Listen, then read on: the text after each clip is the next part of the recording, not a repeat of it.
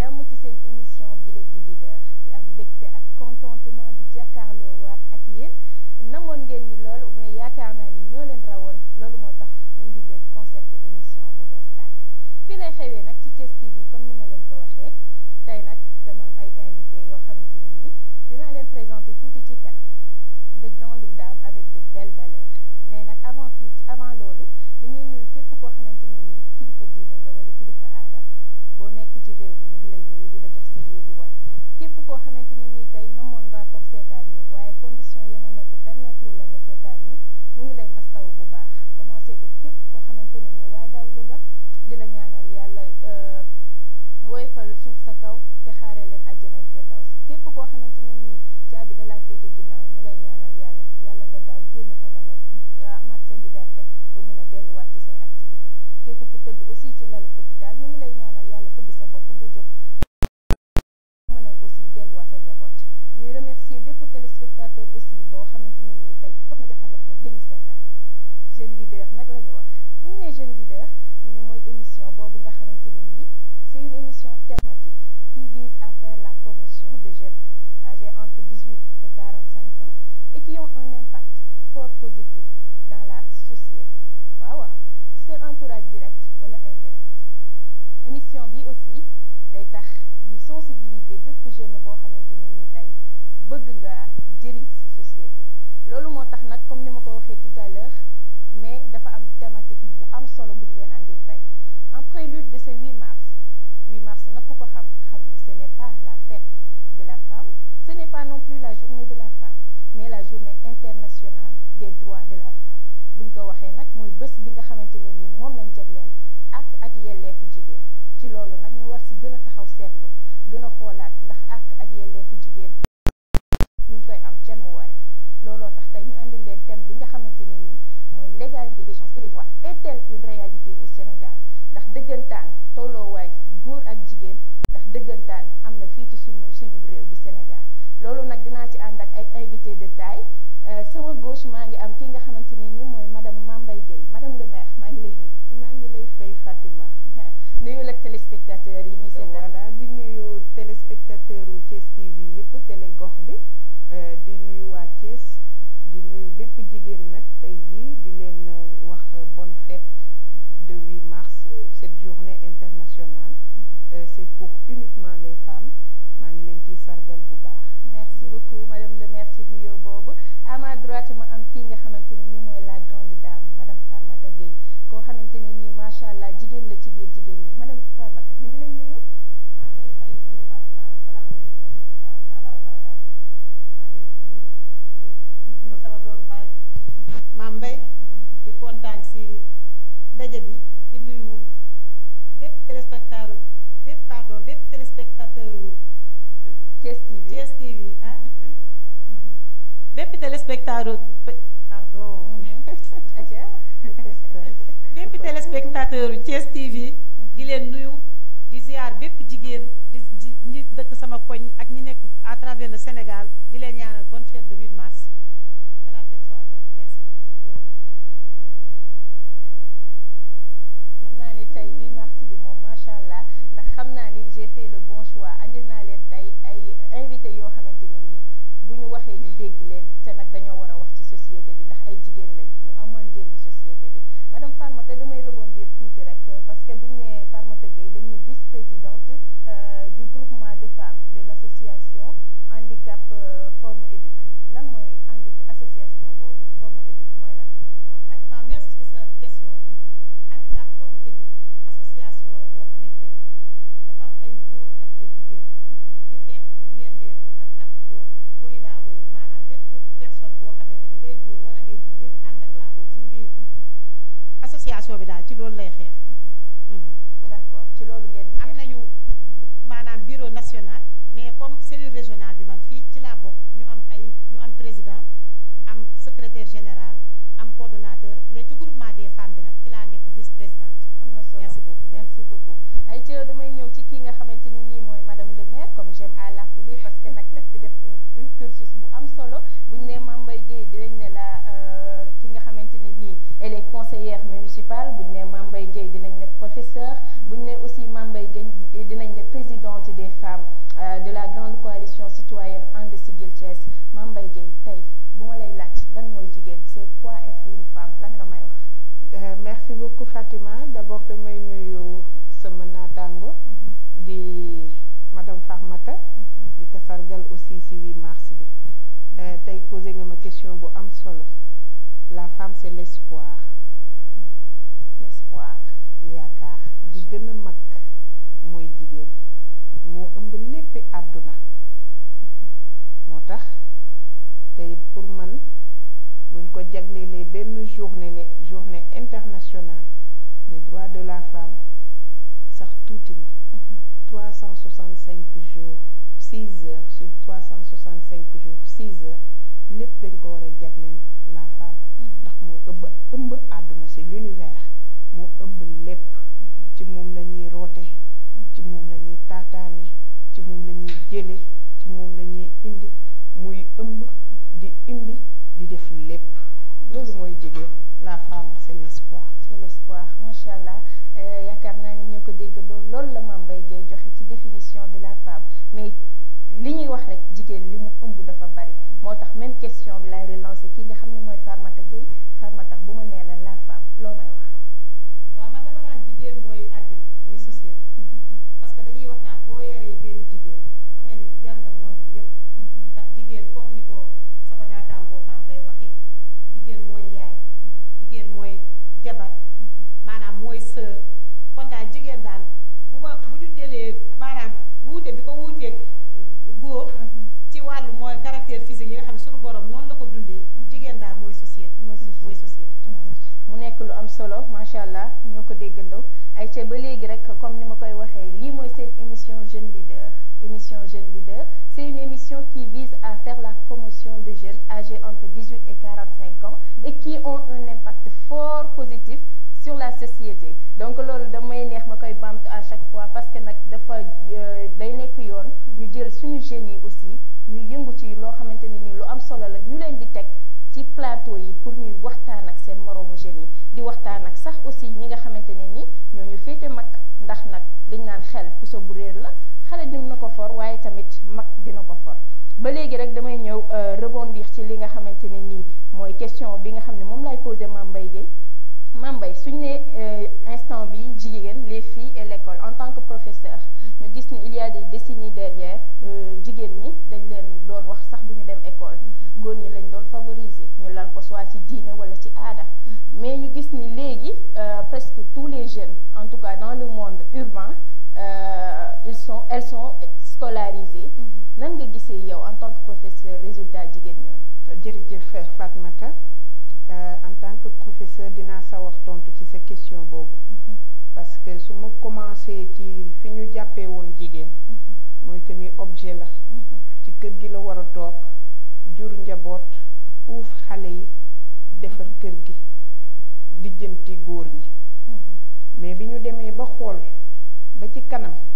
ñu xam ne jigéen am na xel am na njariñ ndax koo jox kër mu gérer ko boole yore njaboot mu gérer ko boole boroom kër gi mu gérer ko boole bépp activité boo xamante ni mu ngi koy def en dehors de la maison mu boole ko ba pare te dara du ci tardé ñu xam ne kii am na xel booleeg nag xeex yi jigéen ñi xeex y a des mouvements yoo xam ni en 1974 am na association des juristes sénégalaises bu ñu taxawaloon muy xeex taxawaayu jigéen am na association bu tuddoon yeewu yeewi ñu ngi ko créé en 1980 boobu aussi bokk na ci lu xeex jigéen ba ñu commencé leen jàngal mooy maanaam jóge nañ ci jigéen biñ ko jàppee objet di ko utiliser mu dem ba ñu dugal ko école mu commencé jàng muy am tuuti changement jigéen biy jàng nag foog ma indilaat la tamit Genève jigéen ci période boobu bi mu jàngee ba pare ndax bi mu jàngee dañ ko alloué ñetti métier mooy que ni dañ ni jigéen na yem rek ci secrétaire jàngalekat ak sage-femme mais nag bi ñu doxalee ba ci kanam ci la ñu xam ni jigéen xelam weesu na sax fi ñu koy xaar bi ñu mouvement associatif yooyu xeexee ba jigéen am dugg école ñu gis ni rawante bi bari na jigéen ñi fi mu ne dañoo taxaw fippu man mi nekk ci classe yi su ma la joxee tey exemple l'année dernière am naa ñetti classe yoo xam ne première ngay am deuxième troisième quatrième fille doog a am benn garçon cinquième delluwaat am sixième cinquième septième huitième fille encore doog a am neuvième un garçon. Ça veut dire que ni jigéen ñi ñu ngi def percée bu graw ci biir éducation ñu war leen gën jàppale même si résultat yi da ngay gis ni tu as plus de 50% de réussite sur ci jigéen ñi loolu nag mu nekk percée boo xamante ni yéex a alphabétiser yéex a jàngal xale yi la ñuy jooy rek mais xale yu jigéen ñi moom la ñuy jooy mais jigéen moom boo foo teg capacité am rek weesu na ko moom duñu moromu vraiment duñu moromu góor am na solo trop Mame Mbaye Guèye parce que diñ koy waxee rek léegi da ngay gis ni les femmes sont beaucoup plus instruites que les hommes te ñoo leen dàkk jàng comme ni nga ko waxee ce sont des faits palpables yoo xamante ne ni ñun dañ koy dund personnellement donc nag mu jar ñu gën a joxaat ak yelleef jigéen waaye damay ñëw ci Farmata par rapport ak yow ci li nga yëngu macha allah en tant que femme battante koo xamante ne nii bi nga nekkee femme ba léegi yaa ngi yëngu ci ay mouvement ci ay association bañ a toog benn yoon tey mën nga ma wax tuuti ci seen vécu yow tamit ci par rapport à la femme et le mariage la femme handicapée tey ak seen mariage nan ngeen koy dundee est-ce pourquoi yéen tey ngeen di choisir marié wu seen biir wala société bi moo leen ko teg wala boog nekk na loo xamante ne ni choix la dafa gën a yomb ci yéen wala boog seen biir belle famille lan ngeen di dund exactement ba duñ leen di brimer wala boog di leen xeeb parce que am ngeen benn laago bu nekk ci yéen. waaw soxna Fatima merci maa ngi kontaan bu baax ci question bi mu mel ni xam naa li nga wax am na une partie bu am mais des fois tam nga gis par une personne vivant avec un handicap muy sëy ak koo xam ni valide la maanaam koo xam ne amul handicap mais boo gisee maanaam personne ak vivant avec un handicap yu bari di préférer sëy ak koo xam ni maanaam ku am laago la comme ni nga ko waxee yu si ëpp belle famille yi des fois ñoo doon opposé wu ndax da ngay xool sa doom par exemple bu dee góor bëgg benn koo xam ne dafa am handicap par exemple nga koy xeeb wala nga ne kii lan la mën a jariñ wala ngay xalaat ni yow maanaam personne vivant maanaam sarax daal la yelloo que mu ñëw sëy ci biir kër gi looloo tax ñu bari du ñëpp ñu bari dem préférer sëy ak personne vivant avec un handicap comme ñoom di fonder ay famille di am ay doom di maanaam daal di dund daal seen dund daal comme ni mu neexee daal alhamdulilah. waaw di ko dund parce que loolu la ñuy préférer pour bañ a tooñ kenn comme ñoom dañ leen a tooñ ba pare ñu recroqueviller wu ba pare mais pour dund seen bonheur dañuy préférer wu nekk ci seen coin di dund seen dund alors que vous faites partie de la société et que dañ leen a war a jox aussi seen gëdd donc loolu dinañ ñëw tuuti ñu développer ci léegi damay demaat ci ki nga xamante ne nii mooy Mame Mbaye Guèye le droit de vote la ñu wax parce que bu ñu gisee li nga xam ne mooy droit de vote avant góor ñi rek ñoo daan voter des années après jigéen ñi di kaas comme ni ngay wax association yi ba ñu octroyer aux femmes le droit de vote tey ñu gis ni c'est déjà acquis mais yow en tant que femme boo xamante ne nii yaa ngi ci arène politique bi est-ce que les femmes s'affirment réellement dans l'arène politique parce qu'elles sont majoritaires aussi. damay ñëwaat Fatima defal la tuuti rappel bi ñu dikkee ci ni femme dañ ko jàppee woon objet su dee ci wàllu politique dañ doon jël femme mu nekk la mobilisatrice nay mobiliser nay tàccu nay gérer folklore bi nay organiser teg saisi bu paree teggi bale loolu lañ considéré woon jigéen ci biir politique bokkul woon sax ci vote bi mais ak ni ma la waxee sànq avec les mouvements yi doon xeex ñu dem ba jóge ci femme objet am femme instruite bi ñu jógee ci femme instruite nag ñu am femme muy participer au centre de décision mais ñu njëkkoon am ay député yi ñu njëkk a am ci jigéen ñoom Hawa Dia ñoom Mantoulaye Diène ñoom ñëpp ñu prouver wane taxawaay bu rafet wane njariñu jigéen parce que nag boo bëggee jàppale jigéen da ngay laaj jigéen ni moom mu mën la wax voilà léegi lutte boobu nag yóbbuñu ba ñu dem ba ne ni nañu émanciper la femme. ñu indi émancipation de la femme taxul jigéen ñi bank seen loxo ñu continuer di lutter ba ñu indi parité ba jigéen léegi dañ naan bu ñuy def élection benn góor benn jigéen mu nekk avancée boo xam ni dafa am solo ci taxawaayu jigéen ci politique. bu ñu demee nag ba am loolu président yi fi jaar yépp seen politique ci jigéen ñi parce que nag quoi qu'on puisse dire taxawaayu jigéen dafa am solo ndax jigéen ñi ñoo ëpp bi ñu demee ba bàyyi leen ñu war di mën di voter ñu war di mën di bokk ci instance de décision yi ñu constaté ni ñetti nit juróomi nit maximum yu jigéen la ñuy boole ci biir centre de décision yi ñu xeex nag pour ñu yokk ko ba ñu am ci réussite en mai 2010 ñu voté la loi sur la parité ñu adapté ko fii ci Sénégal ba élection yi fi jaaraat yépp def nañu benn góor benn jigéen ci loolu ñu amoon ñu doon fi def nu mu tuddati taxawaayu jigéen ñi ñu doon ko réduire comme ni ma la waxee woon la limiter leen ci métier yi mais léegi dañu dem politique bi dafa avancé ba ñu gën ko ubbi jigéen ñi léegi ñu ngi participer ci biir direction yi di participer ci chef de service yi ñu ngi jëlal sax seen bopp seen décision demal seen bopp li waraloon nag xëñ na faiblesse boobu noonu te ba tey des na damay souligner que ni même bien que ni ngi naan parité mais am na lu des jigéen ñi nañu gën a fexee indépendante gën a fexee am autonomisation jigéen ñi ñoo war a xeex loolu ñoo war a gën a affirmé wu parce que nag surtout sur le côté politique comme fi nga accès tey jii fi nga accès sa question bi ci côté politique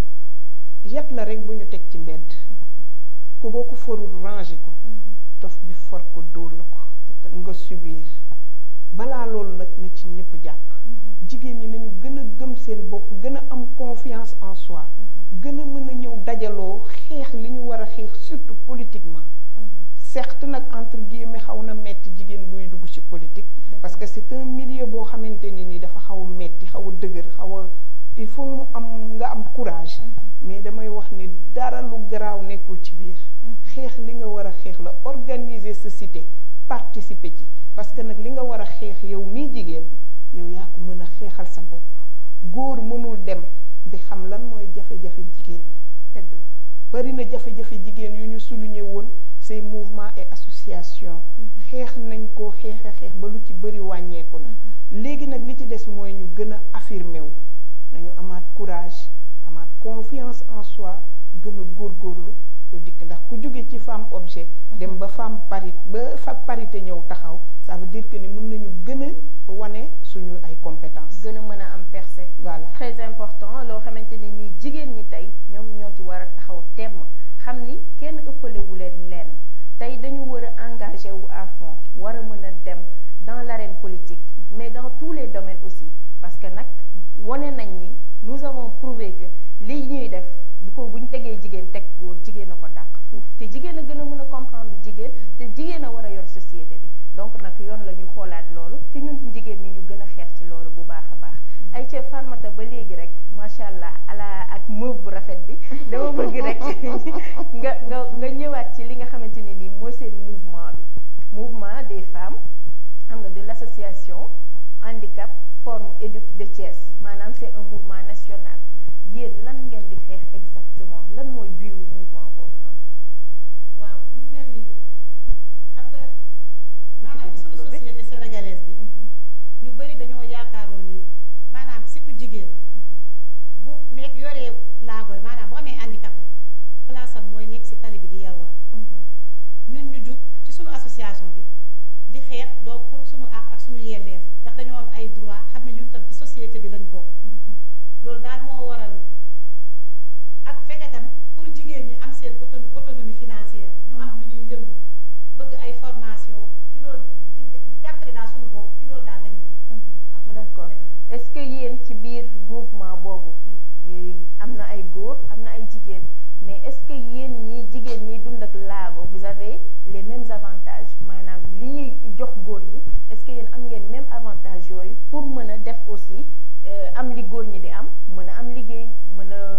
ay financement mën a yëngu ci bu baax est-ce que góor ñi ils sont solidaires avec vous les femmes. au niveau de l'association. waaw waa ñun góor ñi maanaam suñuy càmmiñ lañu suñuy jëkkër suñuy gi ñoo ñu ngi jàppalante daal suñu biir mais bu demee ci wàllu comme financement yaakaar naa ne bari na financement yu ñuy dégg te jigéenu handicapé yi duñ ci gis seen bopp. duñ ci gis. waaw bari na tam ay instance de décision yoo xam buy am duñ ci gis suñuy bopp. déjà moo tax ñu bëgg ñun ñu xam ne ñun ñii ci réew mi lañ bokk dañoo am ay droit xam ne ñu jox ñu daal suñu àq ak suñu yelleef. ci loolu daal selon yow lan moo tax tey instance de décision yooyu suy am wala boog tax tey bu financement yooyu di am ñuy jox ñëpp di leen fàtte yéen jigéen ñi. man damaa yaakaar ni manque de formation bi tam. yu certaines femmes surtout rawatina jigéen ñi. daal di kii ndax bu njëkk ba da ngay gis góor ñi sax ñoo daan ëpp chance pour dem école. mais bari na jigéen ñoo xamante ni maanaam bu ñu amee handicap seen parents dañuy préférer bàyyi leen ñu toog ci biir kër gi comme kii daal si. pour un peu protéger leen de la société. c'est vrai bu boobu léeg-léeg moo tax daal ñun li ñuy kii daal ñu xam ne ñun ñu yokk suñuy droit am na lu ñu def daal mais ñu xam ne ñun ñi daal am nañu ci société bi daal lañ bokk. D'accord. Merci beaucoup Farmata loolu je pense que leer na nañ un message fort boo xamante ne nii ñi ci war a jot dinañ ci jot parce que dañu bokk ci société bi te ay femmes bañkat lañ su leen neexoon aussi ñu ne dañoo am handicap nañuy toog comme ni leen ñëpp bëggee toogal mais dañoo jóg fas yéene liggéey pour am lu ñu amal seen bopp donc jot na aussi ñu gën leen a bàyyi xel gën leen a jox seen i gët ba tey Mame Mbaye Guèye Mame Mbaye Guèye boo ko xoolee man seetaan naa fi sa benn émission boo xamante ne nii presque mën naa ne yaa doon piloté émission bi xam naa bu doon ñenn ñi sax dinañ ne les tonneaux vides font beaucoup de bruit mais macha allah la nga doon développé moo am importance ba ñi amul woon programme dañoo mujjee metti dañoo mujjee noppi ma ciy jéggalu nag du clash du dara mais réalité la loo xamante ne nii yaakaar naa ni Thiès yëpp teg nañ ci seen bët. tey damay laaj Mame Mbaye Guèye vous êtes féministe ou féministe féministe nag dama koy emprunter ki nga xamante ne nii mooy le directeur de publication de Ségima des éditions Ségima muy monsieur Waly Ndour moom moo créé terme boobu nee na féministe mooy jigéen bu déggal jëkkëram maanaam une femme soumise léegi yow ban nga ci Mame Mbaye. Fatima posé nga question bu am solo. damay fàttali rek jigéen ñi que ni ñetti ñi moo war a tënk jigéen mooy ci biti nga nekk une forte personnalité bu incarné taxawaayu jigéen ba mu mat sëkk ci biir kër gi nga nekk une femme soumise bu nangul sa borom kër nangoo nekk jigéenu kër beneen bi ci des nag entre guillemets laa lay wax nga nekk femme S dans la chambre voilà loolu di nga comprendre li ci topp te ñeneen ñi tamit dinañ ko comme je pense que Farmata aussi comprendre na voilà foofu laay définir jigéen ci ñetti point yooyu di wax ni boo génnee comme li soxna Farmata nekk ci seen mouvement dañuy xeex pour bokk ñun jigéen dafa xeex ci ay association ay mouvement ba bokk ci li tax ñu am l'interdiction de mutilation génitale des femmes féminines dafa xeex moo leen ko may li tax ñu am la loi paritaire xeex moo ñu ko may ñun jigéen ñi li tax ñu am criminalisation du viol xeex moo ñu ko may li tax ñu am intégration des femmes dans l'activité militaire et paramilitaire xeex moo ñu ko may li tax ñu am l'égalité de salaire xeex moo ñu ko may li tax ñu am puissance paternelle tey man mii di fonctionnaire mën naa jël sama doom ma dem jëlali ko imputation budgétaire yóbbu ko hôpital faj ko ci sama responsabilité xeex moo ñu ko may moo tax association femme Farmata bi nañu continuer xeex seen taxawaay ñu gën leen intégrer ci biir société bi parce que ci lañu bokk elles sont membres ou bien ils sont membres à part entière dans la société kon seen place nañ ci taxaw comme il le faut gis nga jigéen nañu leen delloowaat joxaat leen cër yëkkatiwaat leen bañ di leen violenter bañ di leen offenser parce que li ma la wax ci début bi rek gën leen jox seen gëdd la femme mooy l'espoir li mu ëmb moo bari ci loo amul yaakaar sax boo ko joxee jigéen mu trouver la ci solution kon macha allah nañu gën a joxaat gëdd jigéen ñi voilà loolu de je pense que ñoo ko déggandoo Mame Mbaye li mu ci développé am na solo ci 3 caractéristiques nag la tënk jigéen j'espère que vous l'aurez compris parce que nee na jigéen boo génnee ci biti bu la kenn ñeme ba boo rombee rek mu am fitu wax ak yow wala mu kobos la am na solo deuxième bi jigéen boo nekkee sa biir néegu sëy da nga war a nooy ni mat laa maanaam déggal sa borom kër am na solo tamit torop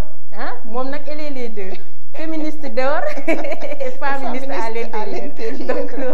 loolu noonu je pense que am na solo trop xam naa ni mos du ñàkk ki nga xam ne mooy Farmata aussi dina ci sànni kàddoo wax ñu aussi moom tamit elle est féministe wala féministe ndax loolu aussi je pense que jigéen ñëpp war nañ ci mën a am seen kàddu Farmata loo ñuy wax ci loolu. waaw comme ni ko sama doom baay maa ngi koy waxee li mu wax dëgg la nekk jigéen boo génnee si biti maanaam nga def lépp sa mu mel ci liggéeyu kaay la wala mu nekk koo xamante ni maanaam ci biti daal da nga war a nekk taxaw xam ne yow bi da nga am droit am ay sañ-sañ comme ko ñëpp amee dëgg la mais boo delloo ci biir kër da nga war a xam ne yow bi da nga am borom kër maanaam foofu da ngay comme li wax femme soumise da ngay xam ne boobu sëy moo la war daal ci biir kër d'accord ba léegi Farmata rek pour rebondir un peu par rapport ak conditions de vie yi nga xamante ne nii les personnes vivant avec un handicap ñu ngi koy subir wala bokk les personnes à mobilité réduite est-ce que tey état am ngeen ay financement yoo xamante ne nii mi ngi jóge ci état directement di ñëw ci yéen pour ngeen mën a pour leen mu mettre leen dans de bonnes conditions pour que ngeen mën a def auto-emploi maanaam tey boo demee ci société bi boo demee ci benn société di postuler parfois bu ñu la gisee nga am handicap sa CV dañ koy teg na le d'office tey dafay mel ni yéen amoo leen même àq ak yelleef yi ñeneen ñi war a am mais est-ce que état tey mi ngi ciy def ay jéego pour permettre leen yéen ngeen mën a liggéeyal seen bopp dans de meilleures conditions ak ay financement yu ñu leen di jox. waaw loolu nag la ci nekk di xeex ak di taxaw pour ñu defal ñu mu mel ni bu fekkee pour financement bu jógee daal ci wàllu état pour ñëw ci ñun des na lu bari. d'accord maanaam pour kii am nag gisoo problème bu Covid bi fi jaar. doon nañu toog par exemple nag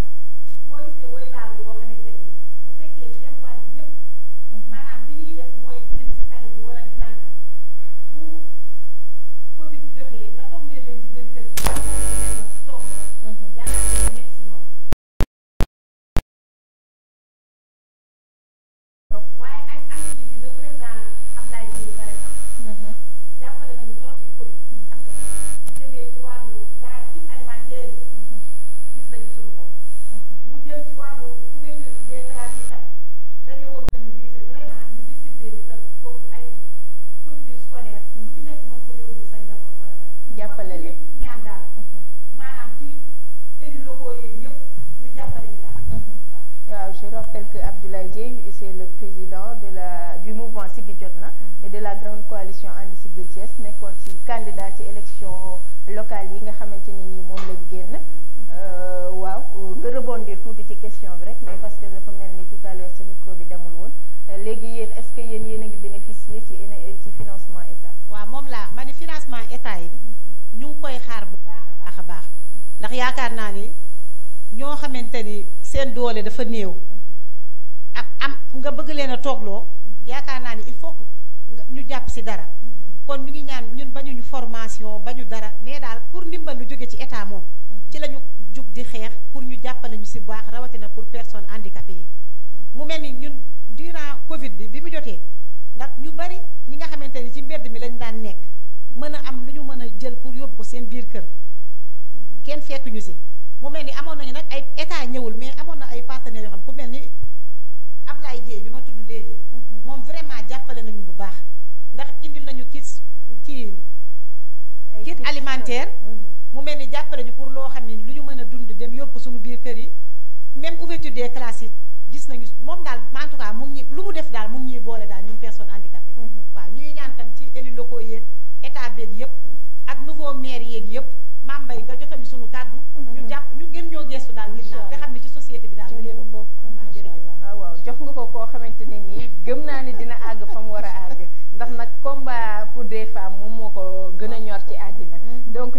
laay rebondir ci Mambay ci li nga xamante ne nii mooy parité bi ñu gisoon ci élection locale yi ñu ne benn góor benn jigéen wala benn jigéen benn góor ñu gis ko dund ko parce que yow tey loolu moo tax nga nekk conseillère municipale mais est-ce que yow ban avis nga ci am est-ce que loolu doy na ak li nga xamante ne nii mooy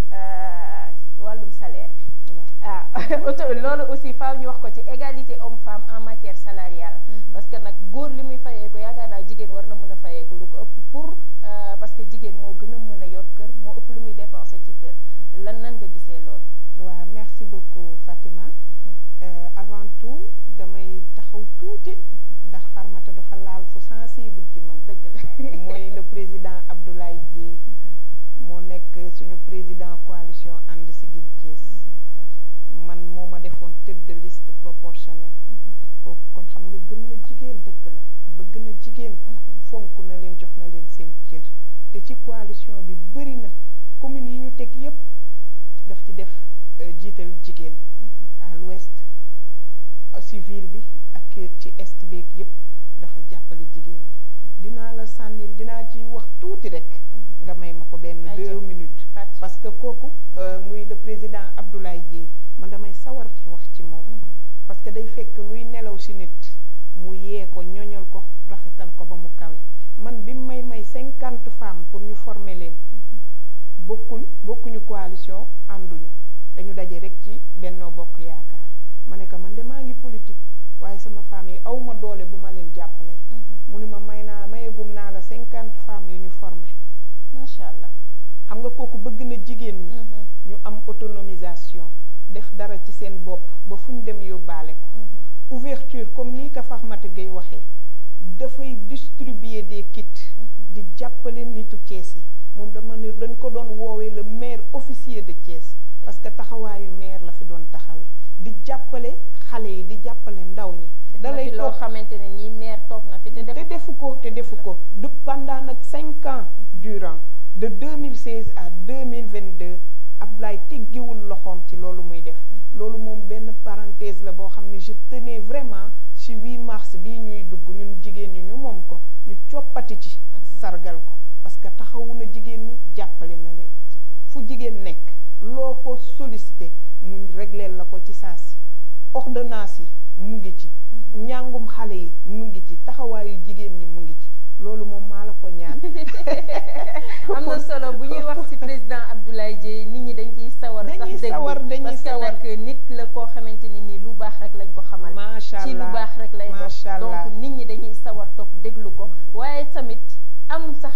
envie nit di wax ci moom ba nga ne macha allah. macha allah macha allah yal na ko yàlla sàmm. amiin sàmmal ko njabootam. li muy wut ci arène politique bi yal na ko yomb. allahumma amiin incha allahu rabbi. yal na ko yomb. dina ko am may dellusiwaat nag ci sa question ci sa relance bi. Fatmata na loolu moom na ci sa xel dal.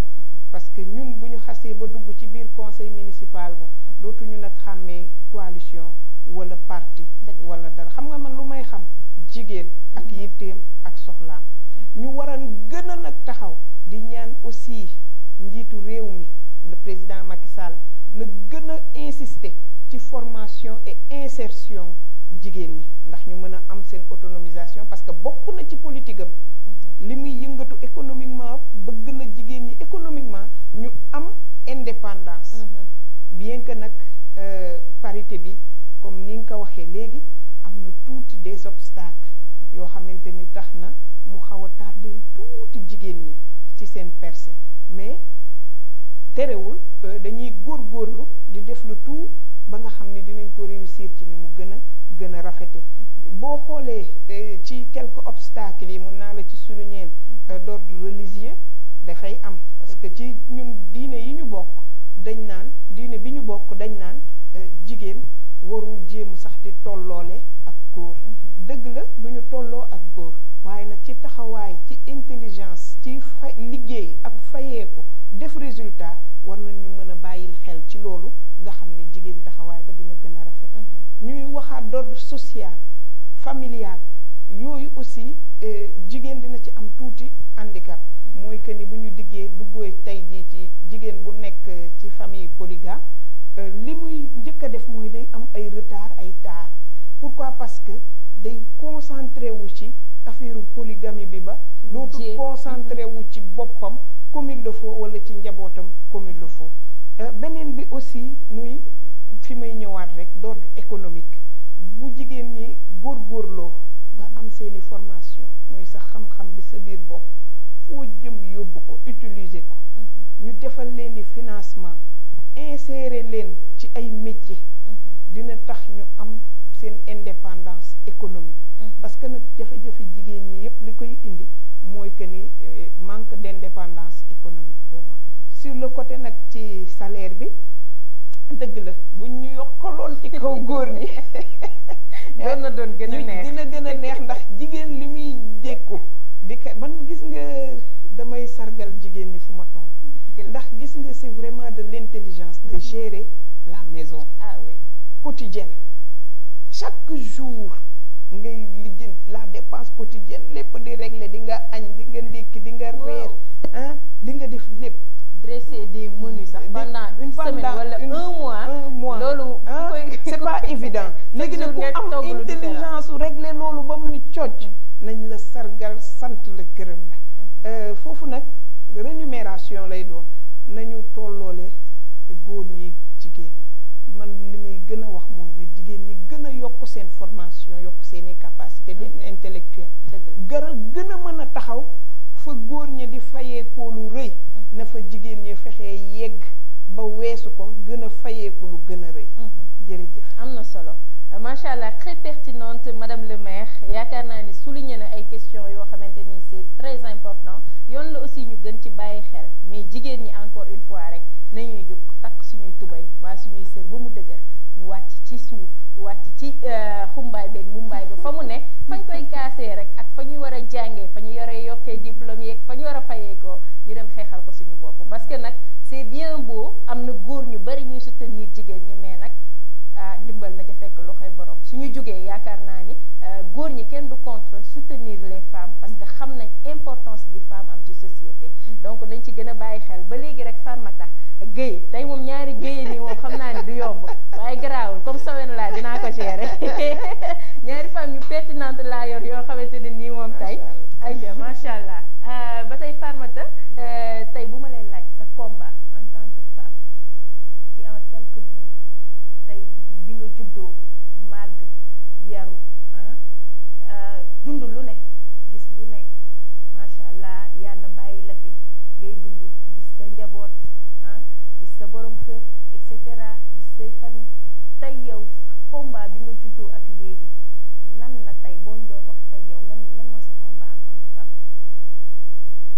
waaw sama combat en tant que femme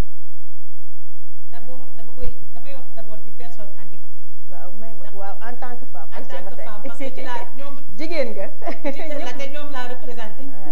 may ñaan sama ko pour daal femmes yi daal ñu gën a xam seen droit gën a xam seen àq ak seen yelleef xam ne ci société bi lañ bokk. lu important parce que nag ku xamul ay droit wam nax ko day yomb. très bien bi ci des war ni comme niñ ko waxee rek maanaam jigéen du question ni da nga war a toujours daal yaay mujj wala toujours yaa war a toog rek ci ginnaaw. waaye ñuy ñaan jigéen ñëpp taxawaay bi gën a yokku jigéen ñi am ci lu ñu yëngatu am autonomisation financière ba nga xamee ne daal comme bu dee ci wàllu handicapé yi yalwaan wala sarax bi ñu leen di yéene. ñoom seen bopp ñu mujj di génnee sarax boobu di ko joxe. loolu ci gëm sa bopp la bokk. ayca donc am na solo. bi ci des tam ma yokk foofu boobu moom Mame Mbaye sax laay interpellé dañu am salle boo xam ne d'hospitalisation bu ñu déggee woon hôpital régional. pour les femmes handicapées. des fois dañuy am opération. pour ñu yéegee leen ci kaw day metti wala dañuy gaañu ndax ku ne xam na personne handicapée surtout la femme handicapée. bu bëggee par exemple nekk en état de grâce wala mu subir opération bëgg a yéeg ci kaw day mel ñu am salle bi ñu tëddoon. waaye salle ba dañu soxla ñu dimbale ñu surtout élus locaux yi ñu réfectionner ñu ko. parce que fi mu ne nii ñàkk maanaam jumtukaay yu fa nekk moo tax léegi daf salle ba mujj nekk sax comme magasin parce que ku nekk am na loo xamante ne bu ñuy denc dara fa lañ koy denc loolu daal bëggoon naa ko dem interpeller Mame Mbaye bi mu jooytul na ko au niveau des élus locaux wala à la mairie ñu jàppale ñu si daal. déjà dafa metti une femme boo xamante ne ni dafa am handicap ba pare di bu war a am nekk en état de grossesse ba pare war a yéeg sax yenn étage yi déjà dafay metti ci foo xamante ne ni amul ascenseur mais bu ci doolee loo xamante ne ni salle ba amul ay équipement ñu war la césarienne wala yenn suivi ba ca war a am du ci am donc loolu aussi c'est très important merci beaucoup Farmata ci loolu noonu nga souligner damay dem ci même question bi ak Mame Mbaye sa combat en tant que femme la Linguère. léegi nag damay indi sa thème bi le leadership féminin l'égalité des droits et des chances. day leer rek waaw waaw. gis nga loolu nag pour ñu mën ko gën a mën a dund. damay ñaanaat jigéen ñi encore une fois foog ñu am njàng. am njàng nag du njàngum tubaab rek. dëgg la am njàng du njàngum tubaab rek man nag xëy na li may kaw a tax damay bëgg njàng mi ñuy yaatal formation technique et professionnelle. surtout du dem jàngi big ak feuille jàng loo mën a liggéey ak sa loxo jël sa xam-xam utiliser créer say entreprise defar say jus defar say fruits locaux yi defar. les femmes transformatrices très bien ah defar seeni entreprise def seeni GIE liggéey manuellement nañu am xam-xam ñu liggéey parce que bala nga naan l'égalité des droits et des chances day fekk nekk ko dépendance dëgg la parce que jigéen bi ci biir këram bu ko jëkkëram joxul du sol yére bu ko jëkkëram joxul du du def ses besoins personnels kooku mënoo fa soxla ay l'égalité des droits et des chances parce que dafa dépendante nañu gën a bàyyi xel man sama combat yépp li ma gën a rapproché nag ci le président Abdoulaye Dièye mooy dafa ñëw ni ma maam ma ne ka mu ni ma en tant que responsable des femmes dama bëgg nga xam ne formation yi may maye soxlawu ma ci ku ànd ak man ak ku àndul ak man képp kuy jigéen bëgg naa mu am xam-xam boo xamante ni bu ko liggéeyee mu jariñ ko di jàppale président Macky Sall ci l'autonomisation des femmes ku nekk mën a demal sa bopp soxla làmb sa poos faj ko dem may ñëwaat tuuti nag ci interpellation wu Farmata à la mairie na sa xel dal lii nga souligné dina doon premier cas bi nga xam ne dinañ ko teg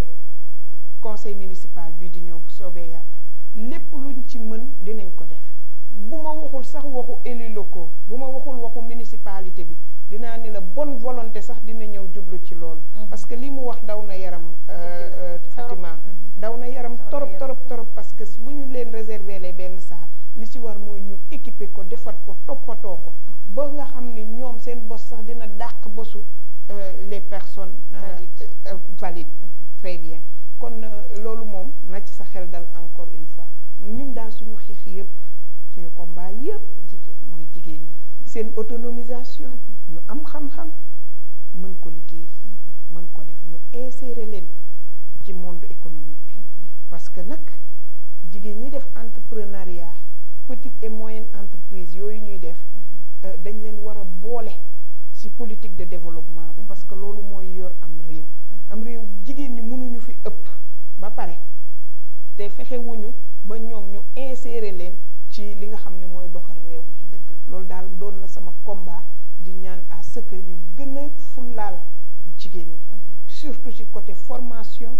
mu nekk formation technique et professionnelle surtout parce que boo xoolee li ñu daj ci kër yi boo ko booleeg liggéey te du tere dañ koy def ni mu ware kon ku leen jox entreprise dinañ ko doxal ba mu ni cocc ba mu ni cocc le monde informel nag suñu gouvernant yi fexe mu formel bu ñu commencé basé wu ci résultat rek te bañ a basé wu ci genre yaakaar naa ni le monde en sera plus très bien xam nga avec le président Macky Sall ma koy saluer de passage fexe na ba insérer dans tous les ministères une direction genre foo si dem am na une direction genre mooy maanaam mu war a gën a mën a ñoñal jigéen ñi bañ a indi discrimination ñuy jéem a yéegal boobu nag jigéen ñi ñooy doon partenaires yi nu ñuy doonee partenaires yi mooy formation bi na fi nekk parce que loo bëgg a teg parité boo amul ku la fa mën a toogal ak avec les capacités doo dem. dëgg la mieux vaut nag kon ñu njëkk leen ñaax ñoom ci ni nañu gën a insister ci formation. boo nee formation sama xel day dem ci ay femmes battantes yoo xamante ne nii ñu ngi fii ci Thiès. jarul sax ñuy wëri fu sori. boo nee kenn ci ki nga xamante ne ni mooy madame Camara ak Kiné Seye. mu nekk une femme battante boo xamante ne nii macha allah. bi muy ànd ak Ablaye Dièye di collaborer li mu ko wax ñëpp dégg nañ ko. yoroon mouvement wam dane ko samay femme laa bëgg ku leen dimbali. utal leen formation. macha allah foofu lañ selee seen pacte. ñu ko defalee formation boo xamante ne nii mu xam ni kii li mu mën ci ay jigéen. maa ngi woon ci cérémonie de remise de diplôme. li mu mën ci ay jigéenam ñu bëri jaar na fi te mënaluñ ko. looloo tax tey mu jël engagement accompagner le président Abdoulaye Dièye. ñu koy nuyu de passage madame Camara ma koy nuyu de passage jigéen ju mën góor. jigéen ju mën góor jàmbaar nekk jàmbaar macha allah. moom loo wax mu ni man sama jigéen ñee ma ñor. dëgg la parce que dafa gëm jigéen. te jigéen nag balaa ñu lay gëm da ngay gëm sa bopp. ku ci mel ni aussi temps Françoise nekk fële ci Pekouk séeréer moom aussi day def loo xamante ne nii lu am solo la ci femmes yi. dama koy gis muy def ay eau de javel et cetera ce sont des femmes transformatrices di def ay céréales locales mais yooyu noonu ñun dañ koy utiliser tous les jours au quotidien donc quoi de mieux ñu investir ci loolu te bëgg naa ñëpp ñi nga xamante ne nii aussi mooy mouvement ñoom Farmata bi ñu wutal leen moyens yooyu ba nga xam ne mën nañ def seen formation ba pare wutal leen ay financement ba nga xam ne dinañ mën a liggéey seen biir di jaay comme ça le monde en sera plus heureux dañ naan voilà tout travail intellectuel ou manuel mérite considération qui requiert un pénible effort physique ou de la dextérité, des connaissances étendues ou un travail de fourmi. En tout cas, l'essentiel, c'est que nekkal ci dara di liggéey. Donc, c'est très important ñu gën ci bàyyi xel xam ne aussi société bi li koy doxal ci suñu loxo la nekk dañu jël rek suñu lépp daal di takkuwaat bu baax a baax. voilà jéem a jug dama suñu bopp. ayca Farmata ba léegi ñu ngi wax sànq ci gestion municipale yeeg et cetera. da ngay gis tey la plupart dañuy prôner li nga xam ne mooy gestion inclusive et participative maanaam ku ci nekk rek da nga ciy dugal sa loxo mën ci gis sa bopp mën ci dem à fond yéen ñu gis ni vous êtes un peu laissé en rade à part tey président Abdoulaye Dièye mi nga xam ne mi ngi leen di soutenir di leen gestu est-ce que ci yeneen mairie yi yéen a ngi ciy gis seen bopp am ngeen fa ay représentants parfois nit créer sax mouvement jël koo xamante ne nii wala boog ci élection locale yi jël benn personne vivant avec un handicap jël ko jiital ko wala boog sax bu ñuy teg bureau ñu teg fa kenn koo xamante ne nii dina leen mën a représenter est-ce que yooyu noonu yéen a ngi koy am. waaw mel ni ci élection yi bii moom gis naa ni. yëkkati micro du yëpp. maanaam du je pense que man daal kii nu tudd est ak nord. waaw laa gis naa ay femmes ay personnes handicapées yoo xam ne investir nañ leen ci liste bi. Massamba Seye. waaw ku ci mel ni Massamba Seye ku mel ni Massamba Seye. boo demee nord am na ku tudd Ndeye Fall. ku tudd Moussa Niang man daal ñooñu laa ci gis mais yaakaar naa ni war nañ ko mën a gën a yaatal. ba nga xamante ni ndax ñun dañuy am carte électeur nous avons le droit de voter. dëgg la kon yaakaar naa ni war nañoo mën a boole tam ñun tam ñu ci vote bi daal maanaam ñu gis ci suñu bopp daal. mais vous faites tous les efforts du monde pour dem voter ji. mais effort yooyu ngeen di def aussi. il faut après ngeen am ci benn retour boo xamante ni di ngeen am au moins benn représentant. c'est bien que ay ñoom Mambay Gueye nga xamante ni nii femme rek moo leen ñor dinañ leen défendre mais bu amee koo xamante ni nii dafa am handicap je pense que bu waxee dinañ ko gën a mën a déglu. donc message bi jàll na. Aïcha am na solo. waaw ba léegi rek Mambay Gueye xam naa ni moom tey moom sa tur bi moom dinañ ne ma Fatima mën nga Mambay Gueye. yow sama rakk nga. mais mi ngi noonu Aïcha ba léegi rek yow professeur nga ba pare aussi voilà da ngay am ay collègues ñoo xam ne ay góor lañ des collègues mâles ñoo xamante ne nii. parfois au lieu de mâle neel homme. parfois moom faa may tooñ góor ñi. di leen cokkaas. di leen cokkaas xam naa ne dina am ku ma ci dóor mais souvent est-ce que yow mës nga dund ay brimade wala war a wax ñu ne la Mambay Gueye jigéen nga jàllal ne góor ñi ñooy jiite comme parfois société bi niñ koy defee parfois nga gis jigéen bu taxaw di wax ñu ne waaye yow kii lu muy wax kii di jigéen amul lu muy wax amul lu ñu mën a jàngal na jàll ne est-ce que jot ngaa dund genre yooyu. waaw merci beaucoup Fatima ci question boobu man nag yàlla dogal na bi ma tàmbalee di liggéey ba léegi dama bokk service ay personnes hommes yu civilisé macha allah yoo xamante ni ñoo gën a may jigéen sax courage. dañ fa amoon ay doyen suñu école suñu CM dama koy nuyu de passage monsieur Ndiaye ay monsieur Touré ñooñu ñëpp suñu doyen yooyu ay monsieur Faye principal ñooñu ñëpp dañ la doon pousser à ce que nga gën a góorgóorlu nga defar fiche nga ñëw wan leen ñu di la corriger ni la fii ak fii taxawil fii defeel nii muy des personnes du civilisées ñu nekk Amadou Koli Diop léegi nii actuellement principal la ñu am bu jigéen dafa nekk jiite avec un E à la fin mu nekk kooku nekk jàmbaar def souplesse ànd ak góor ñi foofu di liggéey góor ñi di ko jàppale di dalal xelam di ko dolli espoir di ko dolli yaakaar gëmloo ñu ñun suñu bopp ñun jigéen ñi ba ci 8 mars bii ñuy préparé bii ñuy def tey jii suñu école jàpp le 12 pour def seen 8 mars góor ñi ñoo cotiser góor ñi ñoo joxe seen cotisation pour ñu organiser defar ñu gën a dolli jigéen kon xam nga ñooñu duñ la xaw a suufeel si vraiment man yàlla dogal na awma boobu kii situation moom dund ma ko wax dëgg yàlla ñun foofu dañ ñuy sax jiital nekk suñu ginnaaw di ñu accompagner. am na solo d'accord ayca ba léegi rek Farmata xam naa ni waxtu bi li ci des bareetul ma ñëw ci ak yow ci sa dernière question du mois tey yow en tant que femme boo xamante ni nii vivant avec un handicap mais en tant que femme tout court ban message ngay lancer à l'État du Sénégal ak organisation yi nga xamante ni nii ñooy xeex pour àq ak yelleefu doomu aadama pour que yéen ñu gën leen mën a jox gëdd ban message nga leen di lancer pour que ñu gën leen bàyyi xel ci société bi. waaw merci Fatima mu mel ni man message bi may lancer le président de la République wala waa droit de l'homme mooy par exemple la loi d'orientation bi voté nañ ko mais yaakaar na ne ba tey am na lu bari lu des parce que boo seetee même ci carte égalité des chances dañ ne woon toute personne vivant avec un handicap war na am carte ba tey am na ñoo xam ne amuñu carte d'égalité des chances fi ñu xaw a tanee daal tuuti mooy ci domaine santé te foofu tam des fois nga gis ku dem par exemple pour faju ñun la par exemple sa mutuelle dafa ameel hôpital bi xaalis wala affaire yu mel noonu mais daal ñu ngi leen di ñaan daal ñu bàyyi ñu xel daal bàyyi xel ñu jigéen ñi rawatina ak jigéenu handicapé yi ba pare may profité di remercier temps yi dafa amoon waa humanité inclusion benn séminaire bu ñu organisé woon fii pour les femmes vivant avec un handicap ñu thème bi nekkoon ci violence basée sur le genre faite aux femmes et filles handicapées ñu defoon ko séminaire Royal Saly à Mbour ñu def presque une semaine ñu leen di remercier bu baax ñoom tam vraiment am na solo jàppale nañu ba pare vraiment te tegoon nañu tam ci conditions yu baax loolu maa ngi kontaan bu baax ci invitation bi merci beaucoup Farmata ayca Mame Mbaye yow tamit sa message booy lancer góor ñi pour l'amélioration de la condition féminine looy wax góor ñi suñu góor ñi nañu génn ci diggante jigéen ñi bàyyi di leen jaxase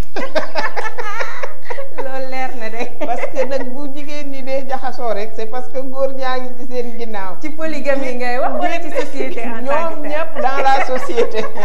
génn leen ci jigéen ñi voilà su loolu weesoo nag sama 8 mars bi nag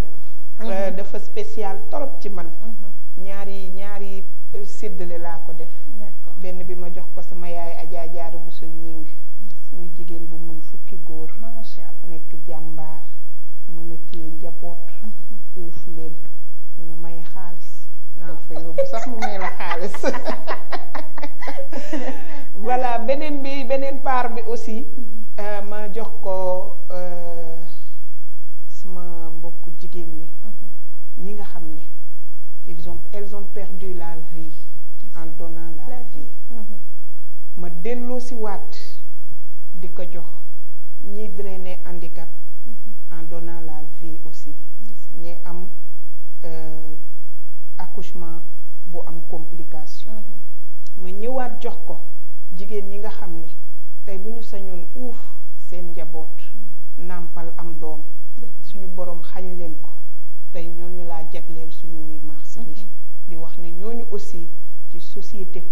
bi la ñu bokk te ci jigéen ñi ñu war a gën a sargal ci la ñu bokk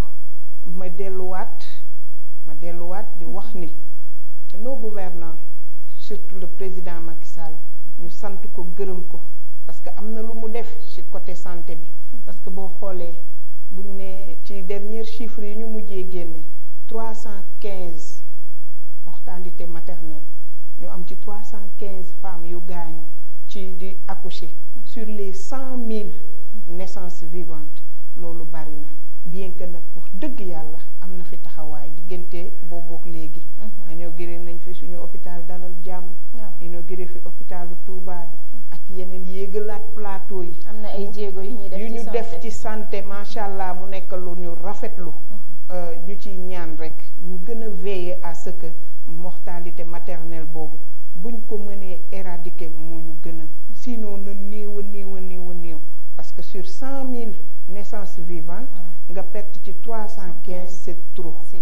trop mais delluwaat di wax ni rek 8 mars bi maa ngi ko jagleel yooyu jigéen ndax ñooñu aussi jar nañu leen di bàyyi xel ñi ci ñàkk seen bakkan ci accouchement seen njaboot ak lu ñu fi mënti bàyyi ñu ngi leen di xamal ni 8 mars bi ñooñu tamit ci la ñu bokk ñu ngi lay sant di la gërëm ma di la remercier di la féliciter aussi parce que émission bi neex na ci ñu ngi dinañuy seetaan say yi ngay def yëpp di la suivre aussi di la encourager merci beaucoup vraiment yow rek mënoon nga toog def thème bi parce que tu es l'exemple typique bi nga xamante ni mooy thème bi nga yéegalaat nga taxawaayu jigéen surtout leadership bi incarné nga ko ak jeunesse bi wane ni bien que jeune nga mais taxaw nga ni nga war a taxawee di liggéey di ka ñafe di yéeg di wàcc di woote di joxe thème bi di dugal di génne affiche yi fii macha allah man loolu bu ma gisee jigéen ñi di ko def sama xol bi day sedd sama xol bi day sedd macha allah yàlla na sa yoon gën a yomb ci yow lay topp incha allah merci beaucoup voilà merci beaucoup kontaan nañ trop Farmata Aïcha looy tàggatoo waaw maa ngi sargal ñëpp di sargal Mame Mbaye di la sargal merci beaucoup di sargal jigéenu kër yaa Aïcha benn franco arabe bu nekk fële Grand Thiès di sargal femme handicapé yëpp di sargal tam man sama yaay dafa teel a gaañu waaye ma nekk samay jabaru frère yu baax bi tolloom Fam Sall Sarata di sargal ñoom day san su koy na maa ngi sargal ñëpp macha allah Aminata Fall yàlla nañu yàlla defal jàmm daal bonne fête à tout le monde merci beaucoup penser équitablement bâtir intelligemment et innover pour le changement loolu la ñu soxla tey en tant que femme ci société bi rawatina ci suñu réew mii di Sénégal dañuy faral di wax nag la femme est la racine première de la société la réussite de chaque homme est assise sur un support féminin soit muy sa yaay wala muy sa soxna wala muy sax say sœur macha allah góor gu fi dem ku ci nekk jigéen moo la jàppale donc nag dañuy remercier bépp femme di ko honorer di leen wax nag bonne fête à toutes les femmes gën leen a jàpp parce que nag li ñu war a xeex ñoo ko war a xeexal suñu bopp pour en venir à bout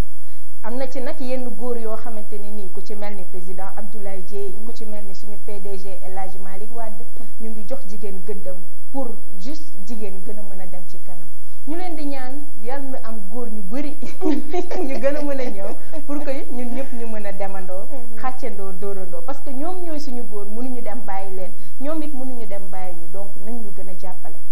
di remercier sama invité yi Fatmata Gueye maa ngi lay remercier bu baax Farmata Gueye kontaan naa trop ci sa teewaay très franchement waxtaan bi neexoon na di remercier Mame Mbaye Gueye aussi madame le maire comme j'aime à l'appeler donc di rafetlu aussi sa témoin ak sa teewaay ak li nga xamante ni nii idées yu pertinentes yi nga xam ne indi nga ko fi macha allah chapeau bas nag ak ki nga xamante ne nii mooy sama coiffeuse préférée kooku mooy Agnès Diouf madame Ba borom institut bien-être Moïse tey moo ma génnee ci li nga xam ne mooy coiffure ak maquillage numéro am di 77 366 53 41 mi ngi nekk fële ci pharmacie Aynina Fall juste à côté de la pharmacie dem leen fa mu defanteeg yéen yu baax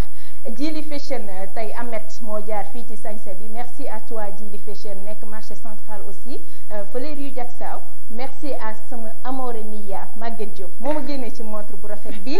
accessoire yi ak li nga xam ne mooy Diop mu ngi fële bijouterie Touba Dandé Niang et frère Tafa maa ngi lay nuyu au passage di remercier bu baax sama chéri boobu Maguette Diop kontaan naa trop ci yow